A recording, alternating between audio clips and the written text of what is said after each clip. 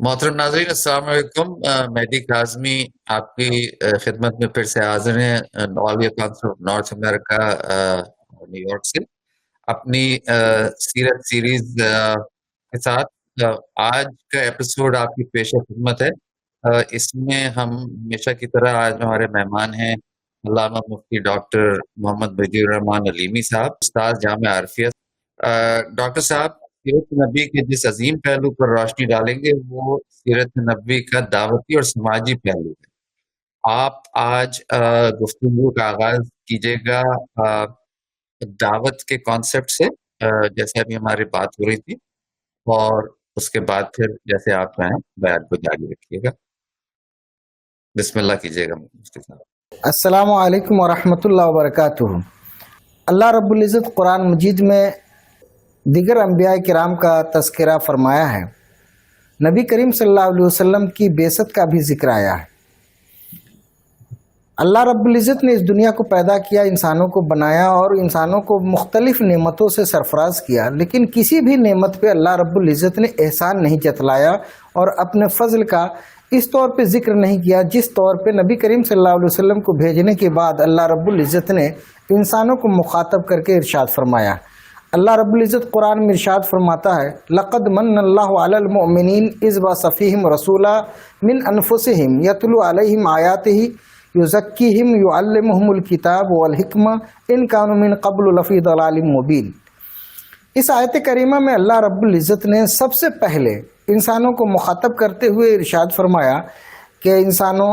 मुसलमानों, ईमान वालों, हमने तुम पे ये एहसान फरमाया कि तुम्ही में से तुम्हारे दरमियान एक रसूल मबूस फरमाया। ये बात बताती है, पता चलता है, इस आयत करीमा से मालूम होता है कि नबी करीम सल्लल्लाहु अलैहि वसल्लम की बेसत कितनी अहम है और कितनी अजीम नेमत है कि जिस नेमत के बाद अल्लाह रब्बुल इज़्ज़त ने इंसानों पे एहसान जतलाया और ये फरमाया कि तुम पे हमने ये एहसान किया कि तुम्ही में से तुम्हारे दरमियान एक रसूल भेजा। जो रसूल क्या करते हैं? यतलू अलैहिम आयातिही, वो रसूल तुम्हारे दरमियान अपने रब की आयतों की तिलावत करते हैं, निशानियों का जिक्र करते हैं, अल्लाह ताला तक पहुँचने के जो आलामात है, जो निशानियाँ हैं, उसको वाज़े तौर पे बयान करते हैं। युज़क्कीहिम, और वो रसूल क्या करते हैं? लोगों के क़ुलूब जो गंदे थे, मैले थे, कुचैले थे, शिरक में, बिदात में, खुराफात में, मुख्तलिफ़ अदावतों में और गुनाहों में जो लोग मुलव्विस थे, उस समाज में वो आते हैं और उस समाज के लोगों के क़ुलूब को, अज़हान को सुथरा करके उसको इस लायक बनाते हैं कि रब की बारगाह में खड़ा होने के लायक हो जाए। तो युज़क्कीहिम युअल्लिमुहुमुल किताब वल हिक्मा, आप जब रसूल तज़किया फरमा देते हैं उसके बाद क्या करते हैं? युअल्लिमुहुमुल किताब वल हिक्मा, किताब और हिकमत के असरार से, रुमूज से और उसकी तालीम से उस पूरे समाज को आरास्ता करते हैं, मुज़य्यन करते हैं, आगाह करते हैं। इन कानू मिन क़ब्लु लफ़ी दलालिम मुबीन, अगरचे ये समाज के लोग इससे पहले, नबी के आने से पहले खुली हुई गुमराही में भटक रहे थे, अंधेरे में थे, गुमराही में थे और मुख्तलिफ उन आमाल में वो मुलव्विस थे, मसरूफ़ थे, जो आमाल अल्लाह रब्बुल इज़्ज़त को पसंद नहीं है। तो तमाम अंबिया किराम को अल्लाह रब्बुल इज़्ज़त ने इंसानों की हिदायत, रहनुमाई, हिकमत और दावत के लिए भेजा है। हज़रत आदम अलैहिस्सलाम से लेकर के नबी आखिरुज़्ज़मा मुहम्मद रसूलुल्लाह सल्लल्लाहु अलैहि वसल्लम तक जितने अंबिया किराम अलैहिमुस्सलाम तशरीफ़ लाए, उन तमाम अंबिया के बेसत का और उनकी आमद का मकसूद सिर्फ ये है कि इंसानों को इस लायक बना दिया जाए कि वो इंसान अपने रब की बारगाह में खड़ा हो सके और वो इंसान अपने रब को पहचान सके और अपने रब के अहकाम को बजा लाने के लायक बन जाए। तो ये नबियों की बेसत का मकसूद है, जो दावत का सबसे ख़ास टारगेट और दावत का सबसे मेन पॉइंट है ये कि इंसान को इस लायक बना जाए कि इंसान अपने रब, खालिक और मालिक की बारगाह में खड़ा होने के लायक हो जाए और अपने रब के अहकाम को खुद भी अमल में लाए और दूसरों तक पहुँचाने के लायक बन जाए। ये अंबिया किराम अलैहिमुस्सलाम की बेसत का और आमद का और उनको भेजने का अल्लाह रब्बुल इज़्ज़त का मकसूद है। अब हज़रत इब्राहिम आए, हज़रत इब्राहिम अलैहिस्सलाम के बाद बहुत सारे अंबिया आए और उनसे कबल भी बहुत सारे अंबिया किराम तशरीफ़ लाए इस दुनिया में। ان تمام انبیاء کرام میں سے بعض انبیاء کرام جو اہم نام قرآن میں تقریباً 1.5-2 درجن انبیاء کرام کا مختصراً تذکرہ ہمیں ملتا ہے، اس سے اندازہ یہ ہوتا ہے کہ ان انبیاء کرام نے اللہ رب العزت کے دین اور اس کی ذات اور اس کی توحید کی معرفت سے انسانوں کو، مخلوق کو متعارف کرانے کے لیے بڑی حکمت اور بڑے داعیانہ اسلوب میں سماج میں زندگی گزاری ہے اور کوشش کی ہے۔ سارے انبیاء کی شخصیتوں پہ اور ان کی ذات پر، ان کی سیرت پہ نظر ڈالنے سے جو خلاصہ ملتا ہے، لب لباب ہمیں حاصل ہوتا ہے، وہ یہ ہوتا ہے کہ انہوں نے سماج میں حکمت اور دعوت کو بہت باریکی سے اور بہت حکمت سے اور بہت احسن طریقے سے انجام دیا۔ مثال کے طور پر حضرت ابراہیم علیہ السلام کا میں ذکر کرتا چلوں کہ آپ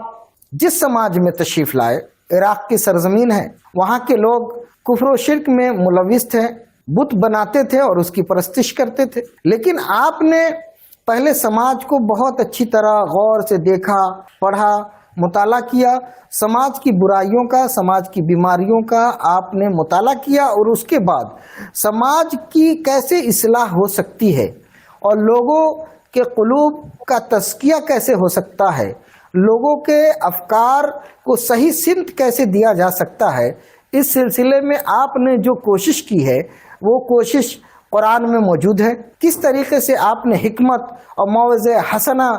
اور داعیانہ اسلوب میں اس قوم کو، اس سماج کو آپ نے اللہ کی معرفت سے آگاہ کیا، ایک اللہ سے آگاہ کرنے کی کوشش کی، اور توحید کی طرف اس قوم کو، اس سماج کو جو شرک میں مبتلا تھی، اس کو توحید کی طرف لانے میں آپ نے جو اسلوب اور انداز اپنایا ہے،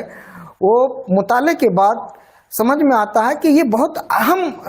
طریقہ ہے اور بہت مناسب طریقہ ہے، اور اس سے بہتر طریقہ ہو ہی نہیں سکتا کہ سماج کو ڈائیورٹ کیا جائے اور ان کے فکری قبلے کو درست کیا جائے اور ان کے قلوب کی تطہیر کی جائے۔ تو حضرت ابراہیم علیہ السلام کا یہ طریقہ بہت ہی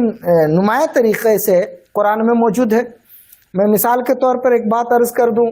کہ آپ نے دیکھا کہ آپ کے گھر میں بت سازی ہو رہی ہے، سماج بت پرستی میں ملوث ہے، اور آپ نے سب کا مطالعہ کیا، اسٹڈی کیا، اور اس کے بعد ایک موقع پر آپ نے کئی بتوں کو شکست کیا اور ایک بڑے بت کے سپرد کر دیا ہتھیار کو۔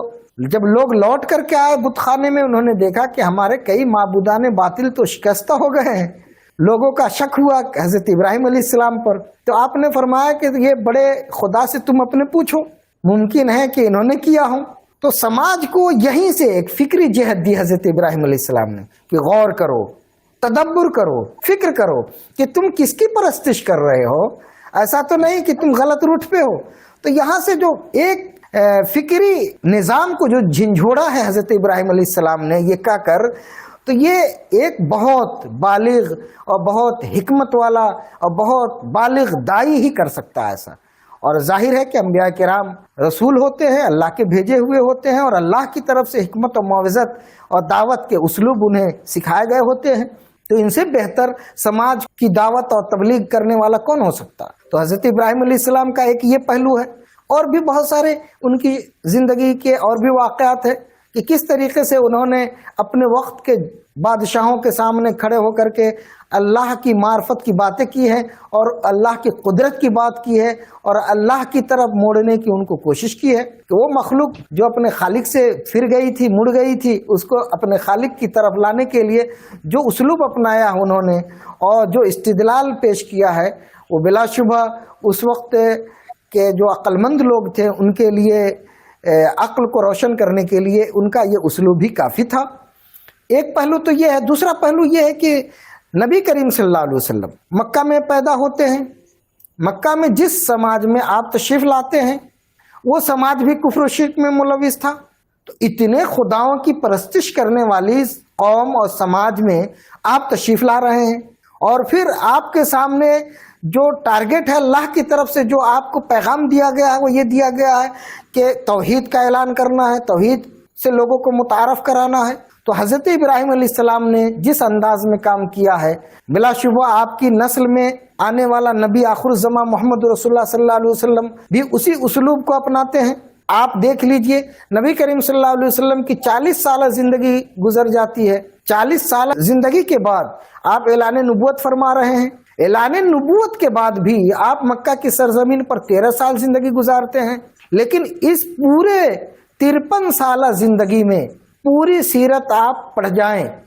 کہیں آپ کو یہ نہیں ملے گا کہ آپ نے کبھی بھی عملی اقدام کرنے کی کوشش کی ہو اور آپ نے یہ ٹھان لیا ہو یا اعلان کیا ہو کہ خانہ کعبہ جو اللہ کا مقدس گھر ہے، اس گھر میں بتوں کی کیا ضرورت ہے اور ان کو نکال باہر کرو، ان کو توڑ دو، ان کو باہر کر دو۔ یہ پیغام آپ نے کہیں نہیں دیا۔ اعلان نبوت کے بعد 13 سال آپ نے صرف دعوت کا کام کیا ہے، سماج کے ایک ایک فرد کو آپ نے اللہ سے جوڑنے کی کوشش کی ہے، اور اس 13 سالہ پیریڈ میں رسول اللہ صلی اللہ علیہ وسلم کی دعوتی اور تبلیغی مشن کے زیر اثر 200 سے 250 لوگ کلمہ گو ہو جاتے ہیں، دائرہ توحید میں اور دائرہ اسلام میں داخل ہوتے ہیں مکہ کی سرزمین پر۔ اور آخری دور میں 13 سالہ زندگی کے آخری حصے میں 200 لوگ مدینہ سے آتے ہیں جو داخل اسلام ہوتے ہیں۔ تو کل یہ کہا جا سکتا ہے کہ اعلان نبوت کے بعد 13 سال کی دعوتی مہم اور کوشش کے بعد صرف 400-450 لوگ ہی کلمہ پڑھ پاتے ہیں، اور 400-450 افراد ہی توحید سے متعارف ہو پاتے ہیں اور دامن اسلام سے وابستہ ہو پاتے ہیں۔ تو بظاہر دیکھا جائے تو یہ کتنا مشکل دور تھا۔ اس کے بعد بھی آپ نے کبھی یہ نہیں کہا کہ خانہ کعبہ کو ستھرا کیا جائے، پاک کیا جائے اور معبودان باطل کو باہر کیا جائے۔ یہ ری ایکشن آپ نے کبھی نہیں دیا، نہ یہ ایکشن لیا اور نہ آپ نے اپنے ماننے والے کو ایکشن لینے دیا۔ کئی دفعہ ایسا ہوا کہ آپ کے بعض جانصاروں نے کوشش کی، لیکن آپ نے حکمت سے اس کو منع کر دیا، کیونکہ آپ کے سامنے سب سے بڑا ٹارگٹ یہ تھا کہ انسانوں کو اللہ سے جوڑا جائے، مخلوق کو خالق سے جوڑا جائے، بندوں کو اس کے رب سے جوڑا جائے۔ شرک جب لوگوں کے دل و دماغ میں نہیں ہوگا تو ظاہر ہے کہ کسی معبود باطل کی ضرورت کیا پڑے گی۔ تو داعی کے لیے نبی کریم صلی اللہ علیہ وسلم کی اس زندگی اور اس عمل سے داعی کو یہی پیغام ملتا ہے کہ آپ افراد پہ محنت کیجئے۔ جب فرد بنتا ہے تو سماج بنتا ہے، جب سماج بنتا ہے تو سماج کے علامات بنتے ہیں، رسومات بنتے ہیں، اور اس کی عبادت کے طریقے بنتے ہیں، اس کے جینے کے ڈھنگ بنتے ہیں۔ تو سب سے اہم ہے افراد سازی، ذہن سازی، قلوب کی تطہیر اور دماغ اور افکار کی پاکیزگی۔ اگر یہ کام کرنے میں ہم کامیاب ہو جاتے ہیں، گھر ہو یا سماج ہو، ملک ہو یا دنیا کا کوئی خطہ ہو، ہم جہاں رہتے ہیں وہاں کے اگر افراد اچھے ہوتے ہیں تو ظاہر ہے کہ وہ سماج اچھا ہو جاتا۔ تو نبی کریم صلی اللہ علیہ وسلم بلکہ انبیاء کرام علیہ السلام کی سیرتوں سے ہمیں یہ پیغام ملتا ہے بحیثیت داعی کہ ہمیں دعوت فرد پہ کرنا چاہیے، اور فرد سے افراد بنتے ہیں، افراد سے سماج بنتا ہے، اور سماج ہی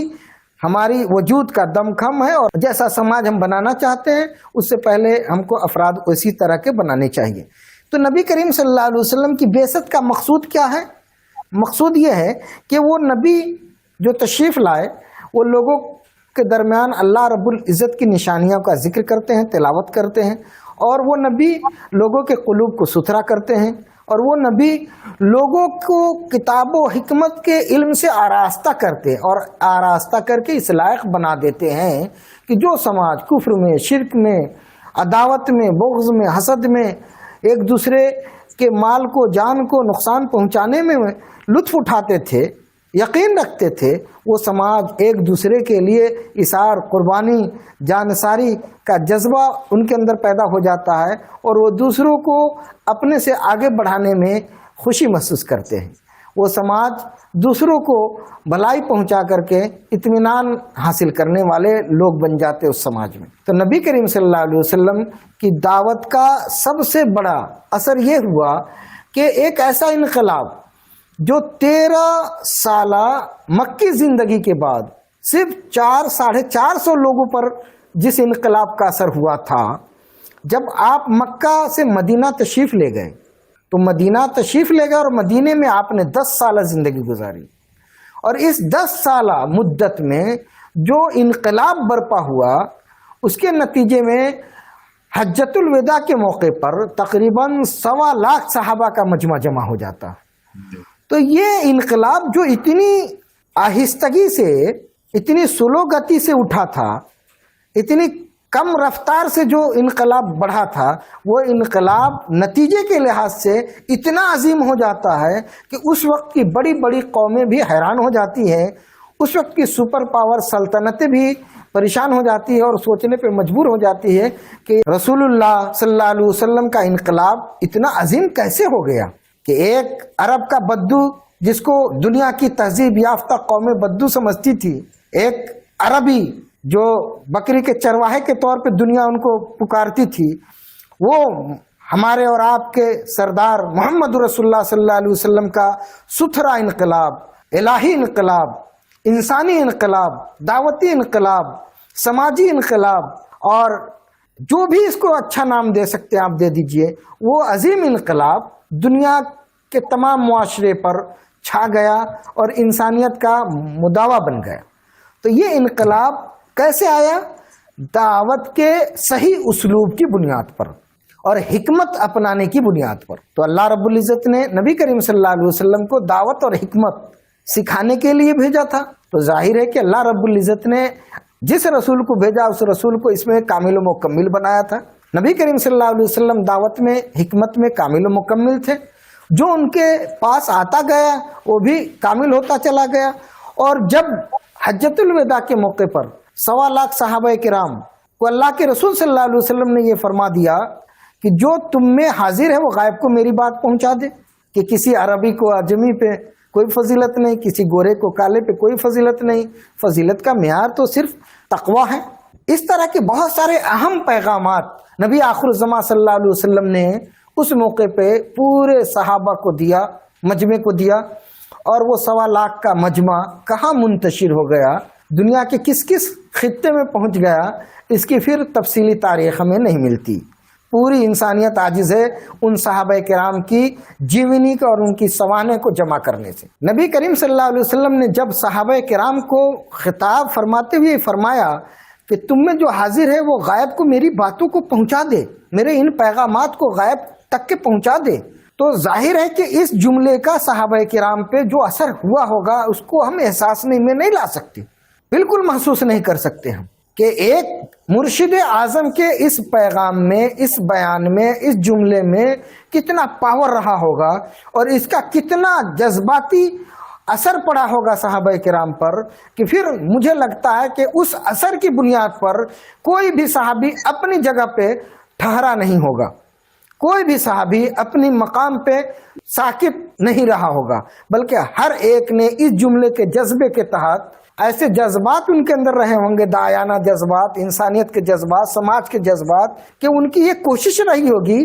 کہ ہم دنیا کے ایک ایک فرد تک کے رسول اللہ صلی اللہ علیہ وسلم کا دین اور اللہ کی توحید اور اللہ کی معرفت کا علم پہنچا دیں اور انسان کے ایک ایک فرد کو اللہ رب العزت سے جوڑ دیں.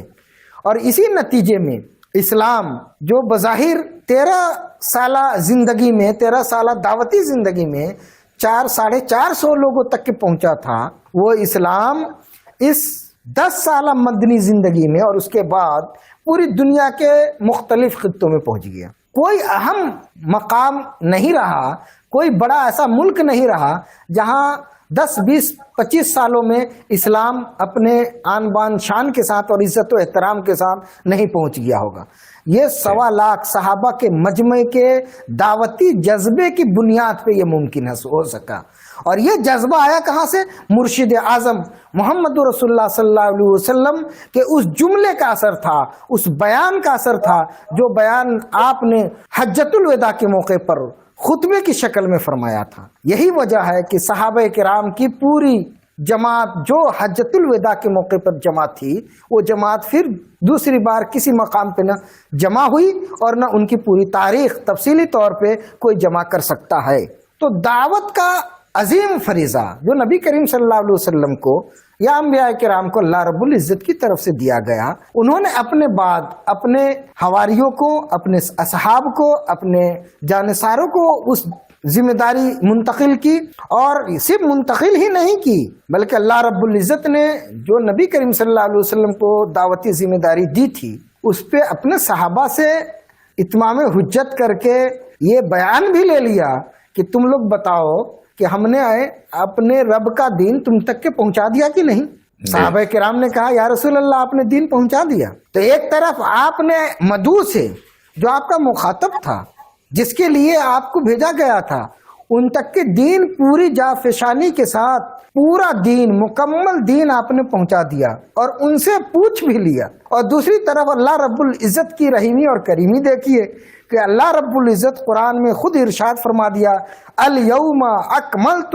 لکم دینکم واتممت علیکم نعمتی، کہ نبی آج ہم نے آپ کے اوپر اپنے دین کو مکمل کر دیا اور اپنی نعمتوں کو تمام کر دیا، یعنی نعمتوں سے آپ کو سرفراز کر دیا۔ تو ایک طرف اللہ رب العزت نے بھی گواہی دے دی، شہادت دے دی، نبی کریم صلی اللہ علیہ وسلم کی دعوتی ذمہ داری کے کمال تک پہنچ جانے کی شہادت صحابہ نے بھی دے دی، اور اللہ رب العزت نے آیت میں بھی نازل فرما دیا۔ تو نبی کو جو ذمہ داری دی گئی، اس ذمہ داری کو نبی نے کتنے اتمام سے اور کتنے کمال کے ساتھ اور کتنے حسن کے ساتھ کمال تک پہنچا دیا، انتہا تک اور انجام تک پہنچا دیا، اس بارے میں نہ مخلوق میں شک و شبہ رہا اور نہ اللہ کی طرف سے کوئی مواخذہ ہوا۔ اللہ رب العزت نے بھی اس پہ نعمت کے اتمام کا وعدہ دے دیا اور اعلان فرما دیا۔ نبی کریم صلی اللہ علیہ وسلم نے دعوتی ذمہ داری کو جس حسن اور کمال کے ساتھ انجام تک پہنچایا، تو اللہ رب العزت نے بھی اس پہ شہادت فرما دی آیت نازل فرما کے، اور مخلوق سے یعنی صحابہ کرام نے بھی اپنی طرف سے خوشی کا اور اظہار فرمایا، اور نبی کریم صلی اللہ علیہ وسلم کی دین کو اور ان کی تعلیمات کو مکمل طریقے سے انہوں نے جو حاصل کیا اس کو پہنچانے کا انہوں نے عہد بھی لے لیا۔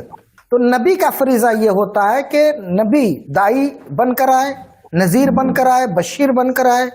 تو وہ ایک ساتھ امت کے لیے نذیر بھی ہوتے ہیں اور بشیر بھی ہوتے ہیں۔ جو شرک میں، بدعت میں، کفر میں ہے ان کے لیے وہ نذیر ہیں، اور جو رحمت کے دائرے میں آنے کی کوشش کرتے ہیں، جو توحید کے دامن سے وابستہ ہونے کی کوشش کرتے ہیں، جو رسالت سے مستفیض ہوتے ہیں، ان کے لیے بشیر بھی ہے۔ تو نبی کی شخصیت ایک ساتھ کتنے صفات کے ساتھ آگے بڑھتی ہے، نبی کی ذات ایک ساتھ بہت سارے صفات اور بہت سارے خوبیوں کے ساتھ آگے بڑھتی ہے، اور سماج کا ہر فرد اپنے اپنے معیار کے مطابق نبی کی ذات سے مستفیض ہوتے ہیں۔ جو اہل محبت ہیں وہ فیض اٹھاتے ہیں، اور جو اہل عداوت ہیں ان کو اپنے انجام کا علم ہوتا چلا جاتا ہے۔ تو اسی لیے نبی کو بشیر اور نذیر خاص طور سے کہا گیا ہے کہ جو نبی کے منکر ہیں، اللہ کے منکر ہیں، جو توحید کے منکر ہیں، تو ان کے لیے نبی نذیر ہے، ڈر سنائیں گے، خوف کی باتیں بتائیں گے، ان کو بتا دیں گے کہ کفر اور شرک کے نتیجے میں تم کس انجام تک پہنچو گے۔ اور انسانیت کے اور سماج کے جو افراد توحید سے وابستہ ہیں، اللہ کی معرفت سے وابستہ ہونا چاہتے ہیں، آگاہ ہونا چاہتے ہیں، اور نبی کی سیرت سے اور نبی کی تعلیمات سے مستفیض ہونے کا جذبہ رکھتے ہیں، تو ان کے لیے نبی کی ذات اسی وقت بشیر بھی ہوتی ہے۔ تو نبی بشیر بھی ہیں، نذیر بھی ہیں، اور داعی بھی ہیں۔ اور داعی اپنی مرضی سے نہیں ہوتے، وہ داعین الی اللہ باذنہ، نبی اللہ کی طرف بلانے والے ہیں مخلوق کو اللہ کے حکم سے۔ تو ظاہر ہے جب اللہ کے حکم سے اللہ کی طرف بلانے والے ہوتے ہیں تو وہ کامل ہوں گے، مکمل ہوں گے، اور ان کے نائبین میں، ان کے خلفاء میں، ان کے جانصاروں میں جو ان سے معزون ہیں، جو ان سے اجازت یافتہ ہیں دعوت و تبلیغ کے میدان میں، ظاہر ہے کہ ان کی دعوت و تبلیغ میں بھی ایک خاص اثر ہوگا، ابس نہیں ہوگا۔ یہی وجہ ہے کہ یہ جو اجازتیں آ رہی ہیں سلاسل کی، مختلف سلاسل کی جو اجازتیں چلی آ رہی ہیں، تو یہ سلاسل میں جو اذن کا جو معاملہ ہے، اجازت و خلافت جسے ہم کہتے ہیں اپنی زبان میں، تو اس کا جو معاملہ ہے، بیعت کا معاملہ ہے، تو یہ معاملہ بھی وہ ابس نہیں ہے، اس کے اندر ایک خاص اثر ہے، بلکہ تاثیر ہے، اور اس کے اثرات دکھتے ہیں، اجازت یافتہ لوگوں پہ بھی دکھتے ہیں، اور جو اجازت یافتہ لوگوں سے منسلک ہو جاتے ہیں ان کے اوپر بھی اس کے اثرات نمایاں طور پہ دکھتے ہیں۔ تو نبی اللہ سے معزون ہوتے ہیں، اور بعد کے خلفاء حضرت مولا کائنات حضرت علی رضی اللہ تعالیٰ عنہ اور اہل بیت اطہار اور ان کے بعد جتنے بھی سلاسل آئے، جتنے علماء اور مشائخ پیدا ہوئے، جنہوں نے ان تمام پاک نفوس قدسیہ کی روحانی، علمی، دعوتی نعمتوں سے مستفیض تھے، ان کے اثرات آج بھی دنیا کے خطے خطے میں دکھ رہے ہیں۔ اور کوئی ان کا نام لے کر کے رقصہ ہے تو کوئی سرور میں ہے تو کوئی گریہ ہے تو کسی کے اندر جذب ہے تو کسی کے اندر کیف ہے۔ تو یہ ان کے نام لیواؤں میں اثر ہے، تو ان کا اثر کیا ہوگا جو نبی کریم صلی اللہ علیہ وسلم کے سامنے کھڑے تھے اور نبی کے جملے سے ڈائریکٹ مستفیض ہو رہے تھے، ان کے اندر کتنا اثر پیدا ہوا ہوگا اس کا تو اندازہ ہم کر ہی نہیں سکتے۔ اور اس اثر کے نتیجے میں دنیا کے خطے خطے میں نبی کریم صلی اللہ علیہ وسلم کی تعلیمات کی تبلیغ پہنچ گئی، اور اللہ رب العزت کی توحید کا علم لے کر کے وہ دنیا کے خطے خطے میں اسلام کو غالب کرنے کے لیے اور انسانیت کی خدمت کرنے کے لیے بھولی بسری بھٹکی ہوئی انسانیت کو راہ راست پہ لانے کے لیے اپنے گھر دوار، اپنے پرائے سب کو انہوں نے چھوڑ دیا، اور کبھی یہ فکر نہیں کی کہ ہم کون ہیں، کہاں کے ہیں اور کہاں پیدا ہوئے ہیں، بلکہ ان کو صرف ایک دھن تھا، اور وہ یہ کہ ہم ہیں کون، آئے کہاں سے ہیں، آئے کیوں ہیں، جانا کہاں ہے۔ تو اپنی ذمہ داریوں کو یاد کرتے ہوئے انہوں نے اللہ کے دین کو مخلوق تک پہنچانے کی کوشش کی، اور اس کے نتیجے میں آج دنیا کے مختلف خطے میں نبی آخر الزماں محمد رسول اللہ صلی اللہ علیہ وسلم کا نام لیوا موجود ہیں، اور اللہ کی توحید کا پرچم بلند کرنے والے لوگ ہر خطے، ہر گاؤں، ہر دیہات میں موجود ہیں۔ تو یہ دعوتی نقطۂ نظر سے اگر ہم سیرت کا مطالعہ کرتے ہیں یا انبیاء کی سیرتوں کا مطالعہ کرتے ہیں تو ہمیں ہر پہلو پر کچھ نہ کچھ نمایاں چیزیں ملتی ہیں۔ آج میں نے گفتگو کا خاص ٹارگٹ دعوتی پہلو رکھا ہے۔ اس ضمن میں ہم ایک بات اور عرض کریں کہ تکثیری سماج ہے، ایک ایسا سماج ہے جس سماج میں ہمارا ایک بھی ہم خیال، ہم فکر نہیں۔ اب اس سماج میں ہم کو اللہ کے توحید کے علم سے لوگوں کو آراستہ کرنا ہے، تو کیسے کیا جائے؟ دعات علماء جب سیرت کا مطالعہ کریں گے تو ان کو اندازہ ہو جائے کہ ہمیں اس کام کو بحسن و خوبی انجام تک کیسے پہنچانا ہے۔ نبی کریم صلی اللہ علیہ وسلم مکہ کی سرزمین پہ تشریف لائے، پورا سماج کفر میں، شرک میں مبتلا ہے، خانہ کعبہ بتوں سے اٹا ہوا، بھرا ہوا ہے، اللہ کا مقدس گھر سینکڑوں بتوں سے بھرا ہوا ہے۔ ایسے سماج میں آپ کو اللہ کی توحید سے لوگوں کو آراستہ کرنا تھا، تو آپ نے بہت مشکل کام تھا، یہ بہت مشکل کام تھا۔ اور اس کام کو آپ نے کیا کیسے؟ بہت انصاف سے، بہت سچائی سے، بہت خاموشی سے سماج کو پہلے آپ نے دیکھا، مطالعہ کیا، اپنے کردار سے، کیریکٹر سے، اپنے اخلاق سے سماج کو مطمئن کیا۔ پہلے آپ نے مطالعہ کیا، پھر اپنے کردار سے، کیریکٹر سے، اخلاق سے لوگوں کو متاثر کیا، اور صرف متاثر ہی نہیں کیا بلکہ سماج میں ایکٹیو رول ادا کیا آپ نے، ایفیکٹو رول ادا کیا۔ وہ کیسے؟ چاہے وہ واقع حلف الفضول ہو کہ جہاں وہ بظاہر ایک اللہ کو ماننے والے لوگ نہیں تھے جن پہ ظلم ہوا تھا، لیکن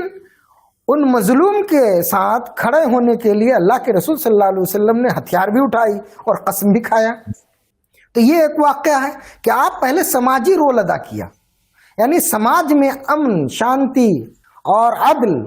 کیسے قائم ہو اس کی کوشش کی ہے۔ پہلے آپ نے ظالموں کے خلاف آپ نے مظلوموں کی حمایت کی ہے۔ نبی کریم صلی اللہ علیہ وسلم مطعم بن عدی ایک قبیلے کے سردار ہیں اور ظاہر کافر ہیں وہ، اور ان کے ساتھ آپ نے حمایت لی، ان کی حمایت لی۔ حضرت ابو طالب کی حمایت میں مطعم بن عدی کھڑے ہوئے اور نبی کریم صلی اللہ علیہ وسلم نے ان کی حمایت قبول کی۔ تو اس سے یہ اندازہ ہوتا ہے کہ نبی کریم صلی اللہ علیہ وسلم کی سیرت یہ ہمیں بتاتی ہے کہ اگر حق کے غلبے کے لیے کوئی کافر مشرک بھی اگر ہماری حمایت کرے تو ہم اس کی حمایت کو قبول کریں گے۔ ایک جہت یہ ہے، دوسری جہت یہ ہے کہ واقع حلف الفضول میں دیکھا جائے کہ اگر انصاف اور عدل کہیں ذبح ہو رہا ہو، برباد ہو رہا ہو، اور کافر و مشرک بھی اگر مظلوم ہو، تو ہم اس مظلوم کی حمایت میں کھڑے ہو جائیں گے، اور اگر تلوار اٹھانے کی بھی نوبت آئے گی تو وہ بھی آپ رسول اللہ صلی اللہ علیہ وسلم کی سیرت سے ملتا ہے کہ نبی کریم صلی اللہ علیہ وسلم کی سیرت کا دو پہلو یہاں نمایاں ہوا. ایک تو یہ کہ اگر حق کی حمایت میں کافر و مشرک بھی اگر حامی بن رہا ہے تو اس کی حمایت ہم قبول کریں گے. اور دوسرا پہلو یہ ہے کہ اگر کوئی مظلوم کافر و مشرک بھی اگر مظلوم ہو رہا ہوگا تو ہم اس مظلوم کی حمایت میں ہم خود کھڑے ہوں گے. یہ سیرت کا پہلو ہے. ایک اور پہلو ہے سیرت کا دعوتی لحاظ سے کہ نبی کریم صلی اللہ علیہ وسلم صادق و امین ہیں. معاشرے میں پورا سماج آپ کو جانتا ہے کہ آپ شرک نہیں کرتے, آپ صادق ہیں, امین ہیں. اس کے بعد بھی آپ تجارت کے لیے جا رہے ہیں اور مال کن کا لے کے جا رہے ہیں؟ حضرت خدیجہ کا. حضرت خدیجہ رضی اللہ تعالیٰ عنہ کا مال لے کر کے آپ تجارت کے لیے گئے تو نہ اس وقت آپ نے اعلان نبوت فرمایا ہے اور نہ حضرت خدیجہ اس وقت تک کے اسلام سے متعارف تھی, لیکن آپ تو نبی تھے. نبی تو نبی ہوتا ہے. تو نبی نے ایک غیر مسلمہ کے مال کو لے کر کے تجارت کیا. اس پہلو سے یہ ایک اندازہ ہوا کہ اگر ہم اہل اسلام ہیں, اہل توحید ہیں, تو اہل شرک, اہل کفر, اہل یا غیر معاہد اور غیر مسلم کے ساتھ ہم ان کی تجارت میں شریک ہو سکتے ہیں. حضرت یوسف علیہ السلام کی زندگی کو دیکھیں ہم کہ حضرت یوسف علیہ السلام اعلان نبوت کے بعد بھی آپ کن کے وزیر تھے؟ بادشاہ مصر کے وزیر تھے, وزیر زراعت تھے, وزیر غذا تھے. خزانہ جو غذا کا جو غلے کا جو خزانہ تھا اس کے آپ وزیر تھے. تو ظاہر ہے کہ بادشاہ تو مسلم نہیں تھا. حضرت یوسف علیہ السلام کو بادشاہ وقت تو نبی نہیں مانتا تھا. تو حضرت یوسف علیہ السلام کی اس سیرت سے اور نبی کریم صلی اللہ علیہ وسلم کے اس طریقے سے یہ معلوم ہوتا ہے کہ اگر آپ معاہد اور مسلم ہیں,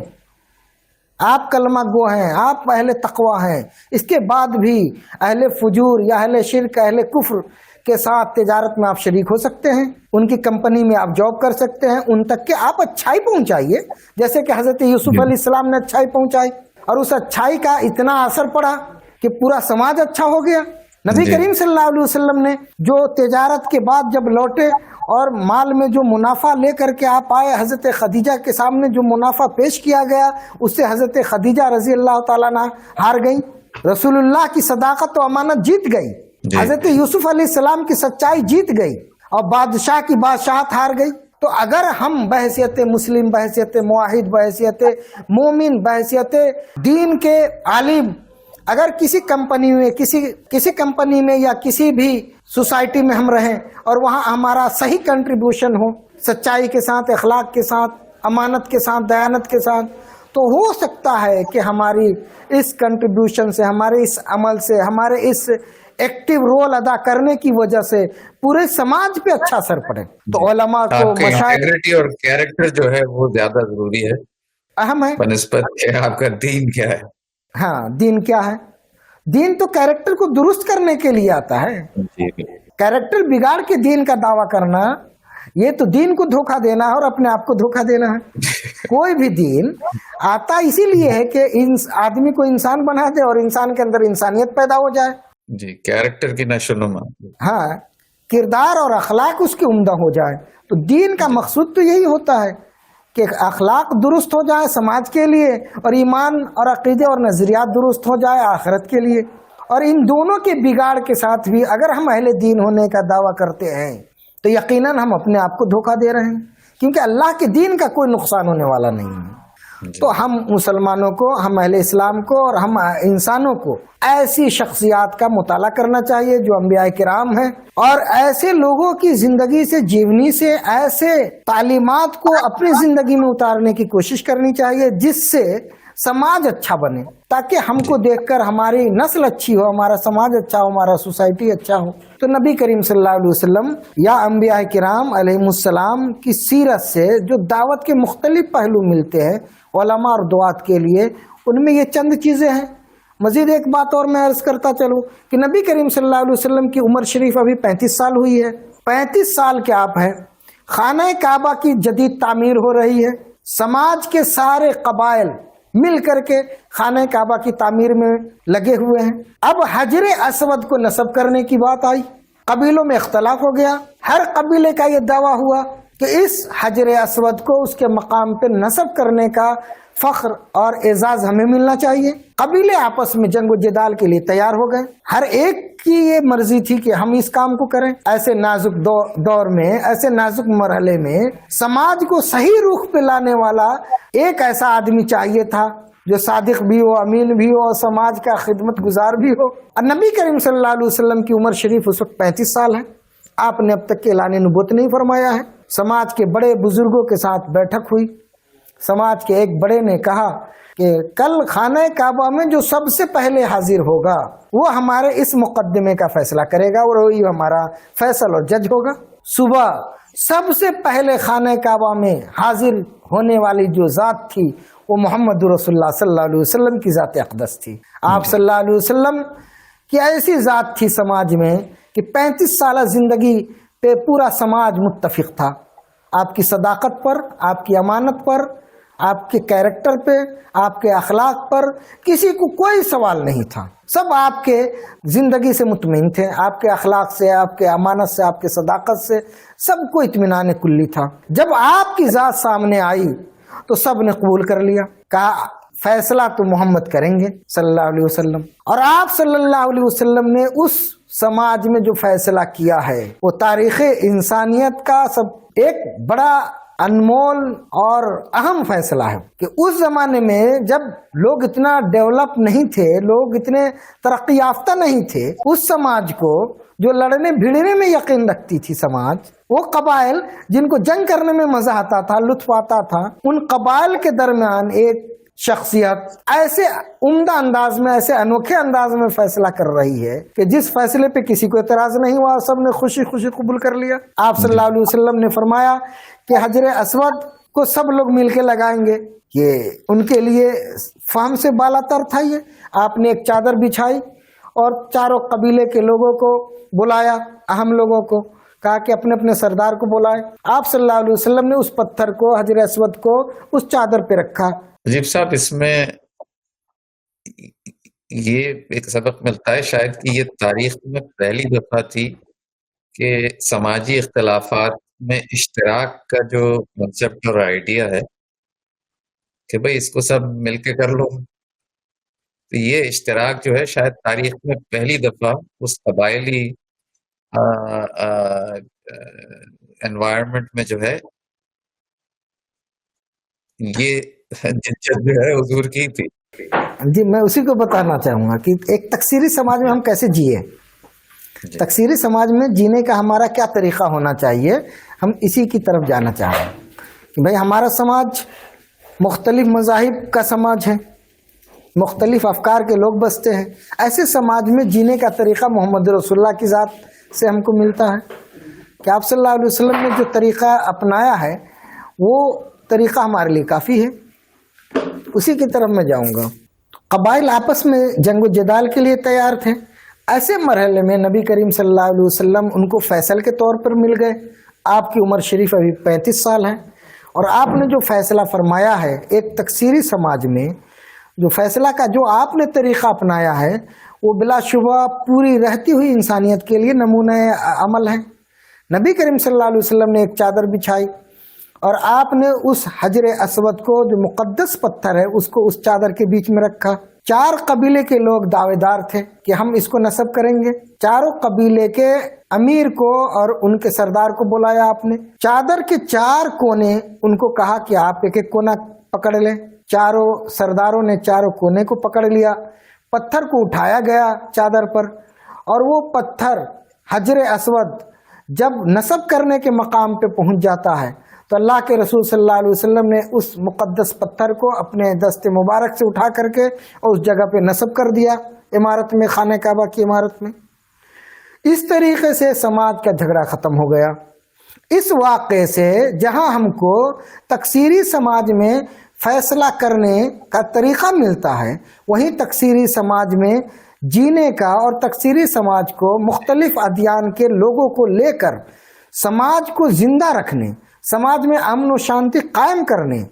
کا بھی ہم کو درس ملتا ہے۔ تو آج انسانوں کو نبی کریم صلی اللہ علیہ وسلم کے اس عمل سے سبق لینا چاہیے